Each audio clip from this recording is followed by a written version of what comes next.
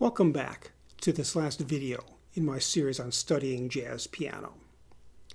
We began by examining the smallest elements, how to support the melody with each individual chord in the lead sheet, and how to construct an effective solo by using the appropriate scales. Now we'll zoom back to the big picture, how to create an arrangement from the lead sheet with an overall form that builds interest from the beginning to the end.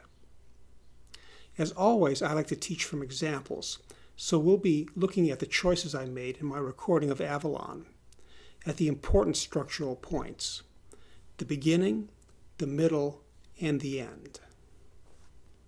At the beginning, I chose two elements. The first is the easiest. Give the drummer some. 8 bars out front.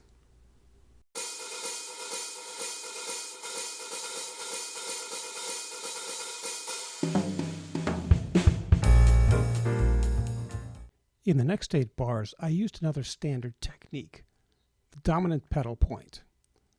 A pedal point is an ancient device which gets its name from organists holding one note, usually with their feet on the pedals, over which other, often dissonant harmonies occur.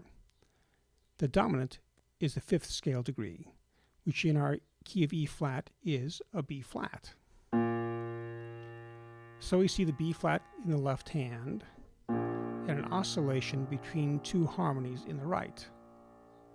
These are an F minor 7 and a G minor 7 in various inversions. This has the effect of tension and release between the dominant harmony and the tonic. I won't go into this deeper, but the F minor 7th is also the upper structure of the B flat 11th chord, and likewise the G minor 7 is the upper structure of an E flat major 9th chord. Here's what I played in the tune.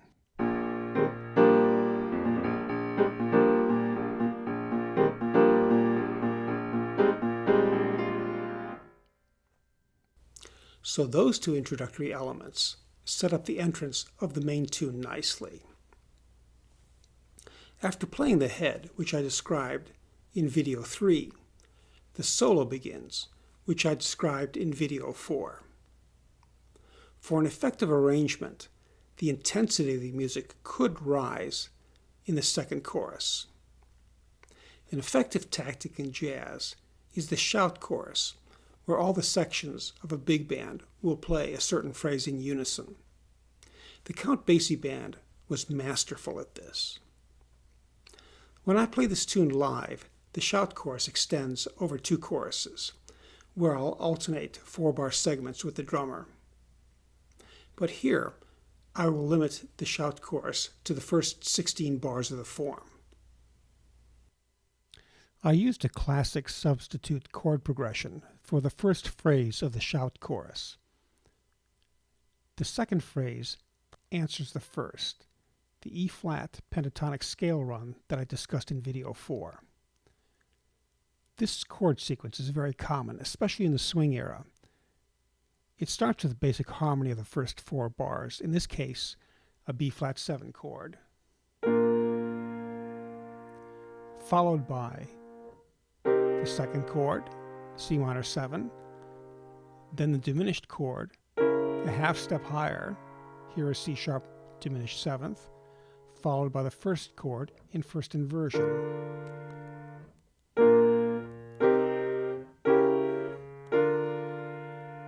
Here's another subject for discussion with your teacher. Here's how I do it in my solo. The first time, I invert the chords like so.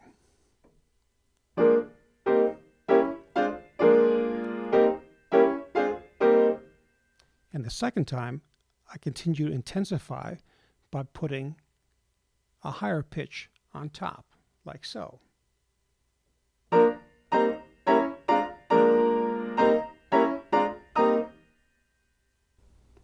At the end of an arrangement, a common strategy is to prolong the arrival point. I do this in 2 ways. First, I double the length of the cadence. And second, I extend the arrival on the tonic pitch with a common harmonic formula. Here's the cadence as it normally occurs in the tune.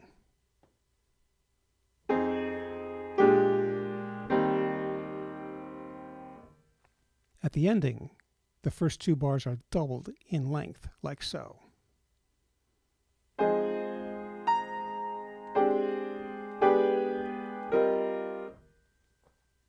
The final arrival on the tonic E flat is extended from 2 bars to 6, with an advanced but commonly used harmonic series based on a chromatically descending bass line from the flattened fifth.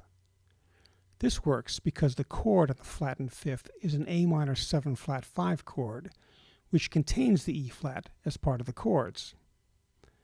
There are many ways to fill out the chords on the other bass notes, but one way to think of it is as a series of minor 7th chords descending stepwise until the second to last chord, which is a major 7th chord a half step above the tonic, in this case an F flat or E natural. This sounds pretty complex, but your teacher will be able to explain it. Here's what it sounds like.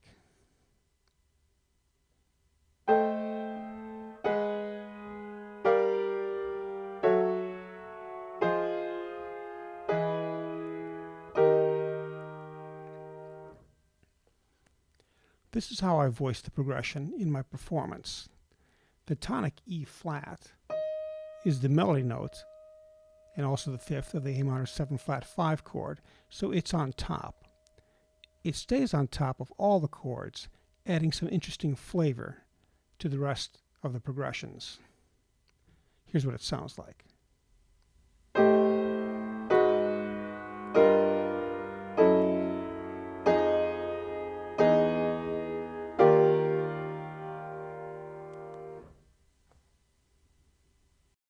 Thanks for watching this video series.